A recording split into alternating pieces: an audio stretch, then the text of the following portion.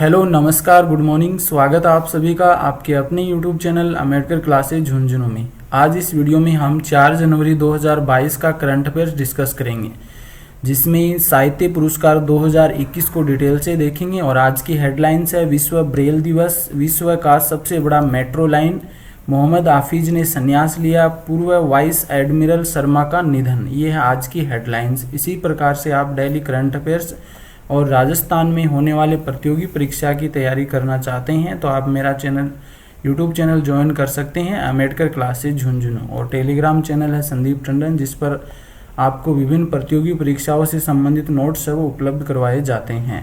तो आइए शुरू करते हैं। विश्व ब्रेल दिवस 4 जनवरी 2022।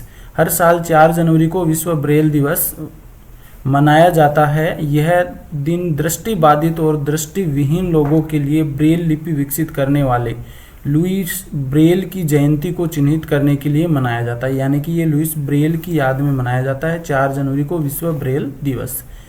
ब्रेल दिवस की शुरुआत 2019 में की गई थी। ब्रेल प्रत्येक अक्षर और संख्या के साथ साथ संगीत, गणितीय और वैज्ञानिक प्रतीकों के बारे में बताने के लिए 6 बिंदुओं का उपयोग करते हुए अक्षर और संख्यात्मक प्रतीकों का स्पर्श संबंधी लिपि है।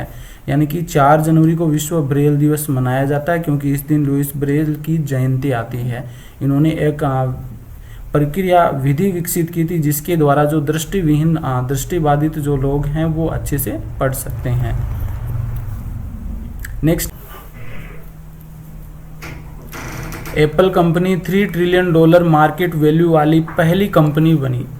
दिग्गज टेक कंपनी एप्पल ने इतिहास रचते हुए $3 ट्रिलियन मार्केट वैल्यू वाली पहली कंपनी बन गई है। 1976 में इस एप्पल कंपनी की शुरुआत हुई थी और इसने अगस्त 2018 में $1 ट्रिलियन का जादुई आंकड़ा छुआ था। उसे यह उपलब्धि हासिल करने में 42 साल का लंबा सफर तय करना पड़ा था।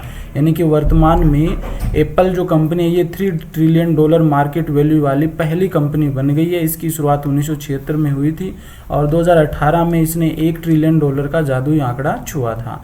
इसके साथ ही 2 साल बाद कंपनी की वैल्यू $2 ट्रिलियन से ज़्यादा हो गई, जबकि अगले ट्रिलियन यानी कि 3 ट्रिलियन मार्केट वैल्यू होने में कंपनी को सिर्फ 16 महीने और 15 दिन का समय लगा। नेक्स्ट है पूर्व वाइस एडमिरल शर्मा का निधन। भारतीय नौसेना के 1971 के भारत पाकिस्तान युद्ध के भूतपूर्व वाइस एडमिरल SH शर्मा का यानी कि इनकी उम्र तो जो थी 99 वर्ष थी का सोमवार को भुवनेश्वर में निधन हो गया। शर्मा 1971 युद्ध के दौरान flag officer commanding eastern fleet थे। भारत ने 1971 के युद्ध में पाकिस्तान को हरा दिया था, जिसके बाद बांग्लादेश की स्थापना हुई थी। 1971 के जो युद्ध के भूतपूर्व वाइस एडमिरल SH शर्मा है, जिनकी उम्र 99 वर्ष थी, इनका भुवनेश्वर में निधन हो गया है। शर्मा है ये 1971 युद्ध के दौरान flag officer commanding eastern fleet थे और इस युद्ध में भारत ने पाकिस्तान को हराया था और बांग्लादेश की स्थापना हुई थी।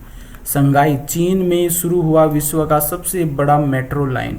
हाल ही में संघाई यानी कि चीन में 2 ड्राइवरलेस मेट्रो लाइन का पहला चरण शुरू किया गया है। इसके साथ ही संघाई ने दुनिया के सबसे बड़े मेट्रो नेटवर्क वाले शहर के रूप में अपनी स्थिति बनाए रखी है। नई मेट्रो लाइन के उद्घाटन के साथ ही संघाई मेट्रो नेटवर्क कुल 831 किलोमीटर लंबा हो गया है। यानी संघाई मेट्रो नेटवर्क की जो लंबाई है वो 831 किलोमीटर है। वहीं संघाई में ड्राइवरलेस मेट्रो लाइनों की कुल संख्या 5 हो गई है। संघाई शहर में अब कुल 508 मेट्रो स्टेशन हैं, जिसके कारण यह दुनिया का सबसे बड़ा सबवे है। संघाई के बाद बीजिंग का स्थान आता है, जहां विश्व का दूसरा सबसे बड़ा मेट्रो नेटवर्क मौजूद है। यानी कि पहला भी चीन में ही है संघाई में और दूसरा भी चीन में ही है बीजिंग में। हाल ही में दिल्ली को विश्व के तीसरे सबसे बड़े मेट्रो नेटवर्क का स्थान मिला है। तो ये हमारे एग्जाम की दृष्टि से ये इम्पोर्टेंट हो सकता है कि दिल्ली के मेट्रो नेटवर्क को कौन सा स्थान मिला है, तो विश्व का तीसरा स्थान मिला है।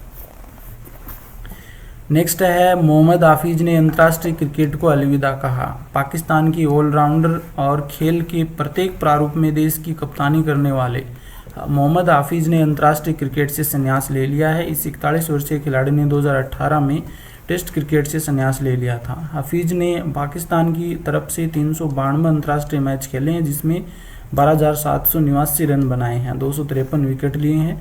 उन्होंने 2003 में जिम्बाब्वे के खिलाफ वनडे मैच के जरिए अंतर्राष्ट्रीय क्रिकेट में पदार्पण किया था। उनका आखिरी मैच नवंबर में T20 विश्व कप का सेमीफाइनल था, जिसमें पाकिस्तान को ऑस्ट्रेलिया से हार का सामना करना पड़ा था। तो ये पाकिस्तान के क्रिकेटर हैं। नेक्स्ट हम बात करते हैं जो कि एग्जाम की दृष्टि से बहुत ही महत्वपूर्ण है, साहित्य अकादमी पुरस्कार 2021। यह पुरस्कार साहित्य अकादमी द्वारा कुल 24 भाषाओं, भारतीय संविधान की 8वीं अनुसूची में 12 भारतीय भाषाओं के अलावा ये राजस्थानी और अंग्रेजी भाषा में दिया जाता है। यानी कि 22 भाषा तो हमारे संविधान में है और इसके अलावा राजस्थानी और अंग्रेजी भाषा जो संविधान में नहीं है, इनसे संबंधित भी साहित्य अकादमी पुरस्कार दिया जाता है। मिश्रोत्कर्ष साहित्यिक कृति के लिए प्रदान किया जाता है। भारत में ज्ञानपीठ पुरस्कार के बाद ये दूसरा सर्वश्रेष्ठ साहित्यिक पुरस्कार है। इस पुरस्कार के अंतर्गत 1 लाख रुपए की राशि, एक प्रशस्ति पत्र, एक प्रतीक चिन्ह प्रदान किया जाता है। पहली बार यह पुरस्कार सन 1955 में माखनलाल चतुर्वेदी को उनकी कृति हिम तरंगिणी काव्य के लिए दिया गया था। हाल ही में 20 भाषाओं में साहित्य अकादमी पुरस्कार 2021 में दिया गया है, जिसका महत्वपूर्ण बिंदु निम्न है। हिंदी में नाटक सम्राट अशोक के लिए पहली बार साहित्य अकादमी पुरस्कार किसी राष्ट्रवादी साहित्यकार दया प्रकाश सिन्हा को दिया गया है। हिंदी के लिए दया प्रकाश सिन्हा। मेघा मजूमदार को युवा साहित्य पुरस्कार उनकी पहली पुस्तक ए बर्निंग के लिए दिया गया है, जो 2020 में प्रकाशित हुई थी। तो युवा साहित्य पुरस्कार मेघा मजूमदार को दिया गया है। नेक्स्ट हम बात कर लेते हैं हिंदी के लिए दया प्रकाश सिन्हा, सम्राट अशोक नाटक एक कृति है इनकी। अंग्रेजी के लिए नमिता गोखले को दिया गया थिंग्स टू लीव बिहाइंड उपन्यास के लिए। संस्कृत का विंदेश्वरी प्रसाद मिश्र विनय को दिया गया। सरजती शंखनाद किल कविता संग्रह के लिए दिया गया है। युवा साहित्य पुरस्कार 2021 में हिंदी के लिए हिमांशु वाजपेयी, इन्होंने किस्सा लखनऊ के आवामी किस्से, इन्होंने कहानी संग्रह के लिए दिया गया है। अंग्रेजी का मेघा मजूमदार को दिया गया ए बर्निंग उपन्यास के लिए। मैथिली भाषा के लिए अमित मिश्र को दिया गया है अंशु बनी पसरी जायब काव्य संग्रह के लिए। उर्दू का उमर फरद को दिया गया जमीन जाद काव्य संग्रह के लिए। और संस्कृत का श्वेता पद्मासतपति को दिया गया कथा कल्पलता कहानी संग्रह के लिए दिया गया है संस्कृत का। नेक्स्ट है बाल साहित्य पुरस्कार 2021। तो हिंदी के लिए देवेंद्र मेवाड़ी को दिया गया नाटक में विज्ञान नाटक संग्रह के लिए। अंग्रेजी का अनीता वंशरंजनी को दिया गया है Amrita Sher Gil rebel with the paint brush, ये जीवनी है और इसके लिए दिया गया है। मैथिली में अनमोल झा को दिया गया है लागी जो फूल आकाश कविता संग्रह के लिए। उर्दू में कौशर सिद्दीकी को दिया गया चिराग फूलों की कविता संग्रह के लिए। और संस्कृत में आशा अग्रवाल को दिया गया कथा माधुरी कहानी संग्रह के लिए। तो ये है बाल साहित्य पुरस्कार 2021। और इससे पहले हमने साहित्य अकादमी पुरस्कार, युवा साहित्य अकादमी पुरस्कार, यानी कि साहित्य अकादमी पुरस्कार वो सभी हमने देख लिए हैं, जो कि आपके एग्जाम की दृष्टि से बहुत ही महत्वपूर्ण है। यदि आपको ये वीडियो अच्छा लगा है तो वीडियो को लाइक कीजिए, अधिक से अधिक शेयर कीजिए और मेरे चैनल अम्बेडकर क्लासेज झुंझुनू को आप सब्सक्राइब कीजिए।